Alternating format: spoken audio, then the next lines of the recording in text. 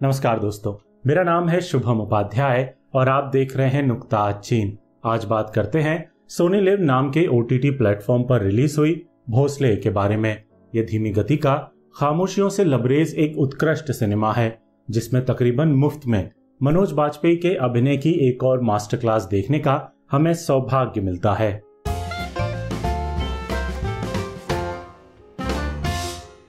पहले थोड़ी सी बात धीमी गति के सिनेमा की कर लेते हैं। बहुत से दर्शक धीमी गति के सिनेमा का नाम सुनते ही छिटकने लगते हैं। उन्हें लगता है कि फिल्मों की रफ्तार हमेशा तेज होनी चाहिए, बातें हमेशा फटाफट कही जानी चाहिए और घटनाक्रमों में इतना कुछ घटित होना चाहिए कि पल भर की भी बोरियत महसूस न हो। लेकिन धीमी गति का सिनेमा बनाने का मकसद ही जिंदगी की उस रफ्तार को पकड़ना होता है जो हम सबकी असल जिंदगियों की तरह धीमी और उदास रफ्तार से ही आगे बढ़ती है। अगर आप धीमी गति के सिनेमा का व्याकरण ठीक से समझना चाहें तो देयर विल बी ब्लड और ज़ोडिएक जैसी आला तरीन स्लो बर्न फिल्में तो देखिए ही, लेकिन मेरी रिकमेंडेशन पर once upon a time in Anatolia नाम की महान और दुर्लभ टर्किश फिल्म जरूर देखिए। ये तकरीबन 3 घंटे की बेहद लंबी फिल्म है जो बेहद धीमी रफ्तार में आगे बढ़ती है। यह आपको सिखाएगी कि धीमी गति से आगे बढ़ने वाला सिनेमा भले ही देखने वालों के सब्र की परीक्षा ले लेता है, लेकिन इसकी गढ़ी हुई छवियां, इसके विजुअल्स, इसकी आवाजें इतने स्ट्रांग होते हैं कि कई दिनों तक फिल्म आपके जहन पर छाई रहती है।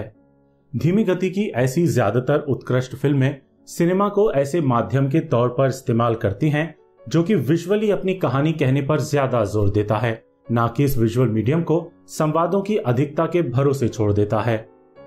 देवाशीष मखीजा की भोसले ठीक इसी लीग की फिल्म है जो कि बेहद धीमी रफ्तार में आगे बढ़ती है। मनोज बाजपेयी इसमें ज्यादातर वक्त खामोश रहते हैं और पूरी 2 घंटे की फिल्म में 10 से 15 संवाद भर बोलते हैं और मखीजा साहब धीमी गति के सिनेमा का व्याकरण ठीक से लागू कर अपनी मार्मिक कहानी को सिर्फ और सिर्फ विजुअल्स के भरोसे ज्यादा कहते हैं। जिस तरह मनोज बाजपेयी की धीमी रफ्तार की अलीगढ़ एक समलैंगिक प्रोफेसर के जीवन की कैरेक्टर स्टडी थी और गली गुलियां पागलपन के अंधेरे में खोते जा रहे नायक की धीमी ही गति में दिखाई गई कैरेक्टर स्टडी थी, वैसे ही भोसले बेहद धीमी मगर बेहद असरदार रफ्तार में दुनिया से कटे हुए एक रिटायर्ड पुलिस वाले की कैरेक्टर स्टडी हमारी नजर करती है। मनोज बाजपेयी इस फिल्म में गणपत भोसले की भूमिका निभाते हैं जो मुंबई की एक चौल में एक कमरे की जर्जर खोली में रहता है और पुलिस की नौकरी से रिटायर होने के बाद अपने जीवन की सबसे उदास और अकेली जिंदगी जी रहा होता है। इस दौरान उसके जीवन में एक मराठी मानुस टैक्सी ड्राइवर का आगमन होता है जो कि महाराष्ट्र के बाहर से आए प्रवासियों के खिलाफ चौल में हेट कैंपेन चलाता है। दूसरी तरफ हिंदी पट्टी से आए प्रवासियों और मराठियों के बीच गणेश महोत्सव मनाने को लेकर फ्रिक्शन गहराता चलता है और इसी बीच एक 20-25 साल की लड़की अपने छोटे भाई के साथ भोसले के बगल वाली खोली में रहने आ जाती है। इस गणेश महोत्सव के बहाने भी फिल्म में मारक सोशल कमेंट्री की गई है। बिना कहे ही फिल्म कह जाती है कि भले ही एक जमाने में बाल गंगाधर तिलक ने महाराष्ट्र भर में गणेश महोत्सव की शुरुआत इसलिए की थी ताकि वो राष्ट्रीय एकता का प्रतीक बने और अंग्रेजों के खिलाफ लड़ाई में सभी तरह के हिंदुस्तानी साथ आए, लेकिन आज वही गणेश महोत्सव मराठियों और गैर मराठियों के बीच फिल्म में फ्रिक्शन का काम करता है और इस फेस्टिवल के मूल में जो एकता का भाव था वो अब इस फिल्म के किरदारों के बीच से काफी हद तक गायब हो चुका होता है। देवाशीष मखीजा अपनी फिल्म में प्रवासी अप्रवासी के बीच के फ्रिक्शन पर जो कुछ धारदार बातें कहते हैं उनमें से एक ये भी कमाल की बात होती है। हो सकता है कि 2018 में बनकर तैयार हो चुकी इस फिल्म को आज 2020 में देखने पर आपको इसका मराठी गैर मराठी वाला विषय पुराना लगे, क्योंकि मुंबई में अब बाहरी लोगों के मुद्दे पर वो पॉलिटिकल माइलेज नहीं मिलता है जो एक जमाने में नेताओं ने जमकर हासिल किया था।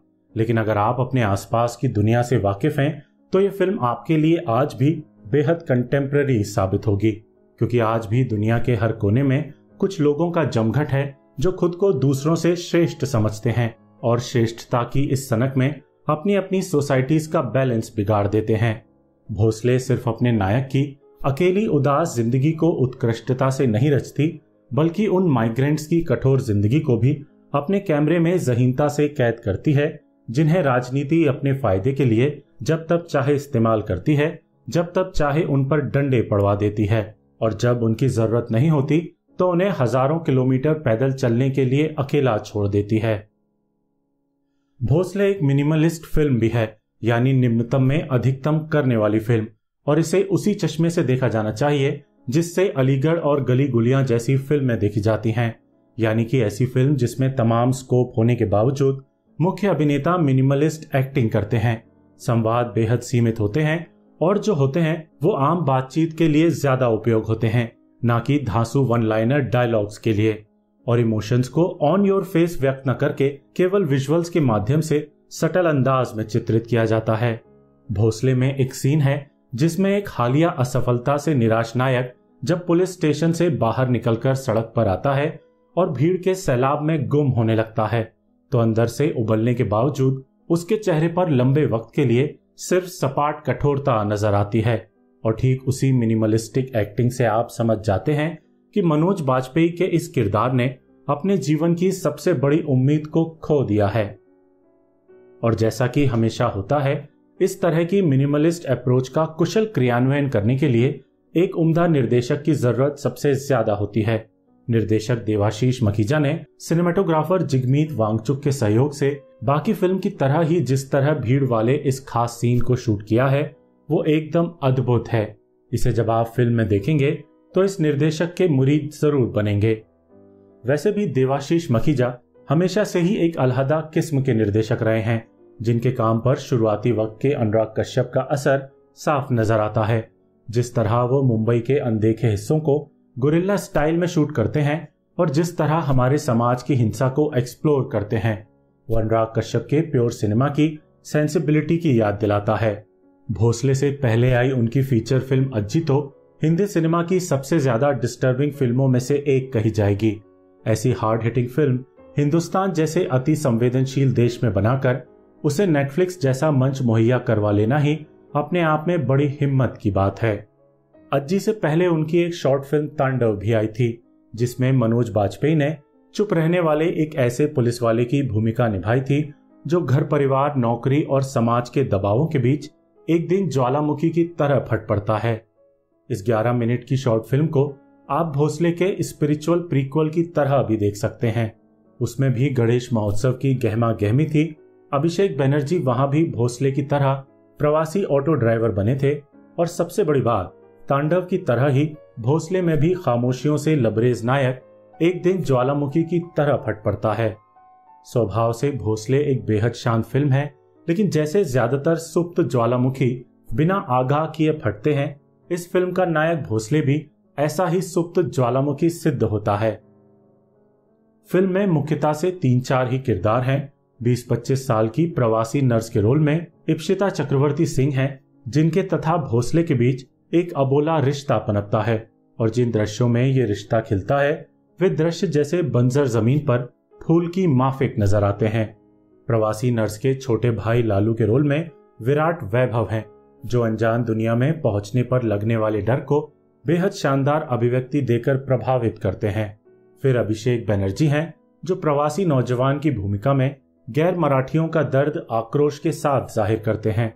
हालांकि फिल्म में उनका रोल उतना दमदार नहीं है जितना देवाशीष की ही अज्जी में उनका साइको किरदार था। बाकी भोसले मुख्यतः से 2 किरदारों की कहानी है, मनोज बाजपेयी अभिनीत भोसले की और मराठी मानुस की अस्मिता के लिए लड़ने वाले विलास धावले की, जिनकी भूमिका बेहद शानदार अंदाज में मराठी फिल्मों और टेलीविजन के अभिनेता संतोष जुवेकर ने निभाई है। यह फिल्म एक बेहद दिलचस्प अप्रोच भी अख्तियार करती है और विपरीत ध्रुवों पर खड़े होने के बावजूद इन दोनों किरदारों के बीच की समानता को बेहद सटल अंदाज में हमारे सामने पेश करती है। ये बेवजह बिल्कुल नहीं है, क्योंकि भोसले इन्हीं 2 किरदारों की कहानी है और इनके साथ ही शुरू होकर इनके साथ ही खत्म होती है। इसलिए आपको इन दोनों किरदारों के बीच कई सारे पैरेलल ड्रॉ किए हुए मिलेंगे। जैसे भोसले और विलास ज्यादातर वक्त सफेद कपड़े ही पहनते हैं और दोनों ही बिना इस्त्री की हुई शर्ट पहनते हैं, क्योंकि दोनों के ही पास प्रेस करने का कोई साधन नहीं होता। दोनों की ही निजी जिंदगी अकेलेपन से भरी हुई है, और भोसले की ऐसी जिंदगी को तो फिल्म बेहद तन्मयता से दिखाती ही है, क्योंकि आखिर वो फिल्म के हीरो हैं। लेकिन साथ ही नेगेटिव कैरेक्टर विलास की भी गरीबी और फ्रस्ट्रेशन से भरी वैसी ही उदास जिंदगी को बेहतरीन कैनवास दिया जाता है। आखिर में बात मनोज बाजपेयी की, जो कि ना सिर्फ इस फिल्म की आन बान और शान है बल्कि हमारे हिंदी फिल्म इंडस्ट्री की भी आन बान और शान है। अकेलेपन और उदासी से घिरे किरदार उन्होंने अलीगढ़ और गली गुलियां में भी अद्भुत अंदाज में अभिनीत किए हैं, लेकिन भोसले में फिर भी उनके इन पुराने मुकम्मल कामों की परछाई भी नजर नहीं आती है।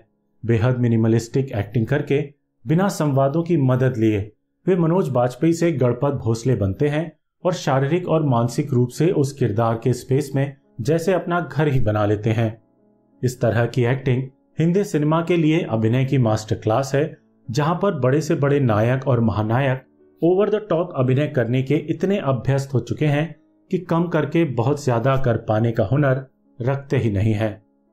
मनोज बाजपेयी की गली गुलियां भी अभिनय की मास्टर क्लास थी और भोसले भी एक और मास्टर क्लास है, जिसमें श्रीमान वाजपेयी हमें सिखा जाते हैं कि एक ही धरातल पर खड़े किरदारों को भी किस तरह एक दूसरे की परछाई तक से दूर रखकर एकदम अलग अलग अंदाज में पोर्ट्रे किया जा सकता है।